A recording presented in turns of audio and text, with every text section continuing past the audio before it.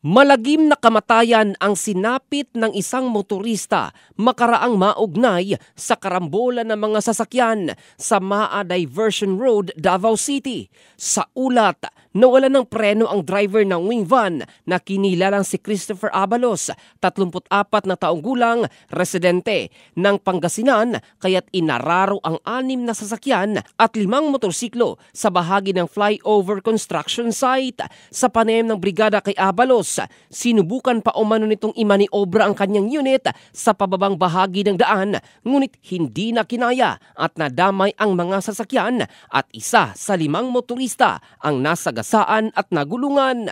Kinilala ni Police Lieutenant Randy Guerra, deputy sa Maa Police Station, ang nasawi na isang James Narvaez habang nasa 10 pa ang nagtamo ng mga minor injuries. Posibleng mahaharap sa kasong reckless imprudence resulting to homicide and multiple physical injury and damage to property ang naturang driver na nakapiit ngayon sa kulungan. In the heart of changing lives, ito si Jofel Candado ng Brigada News Philippines, the Music and News Authority.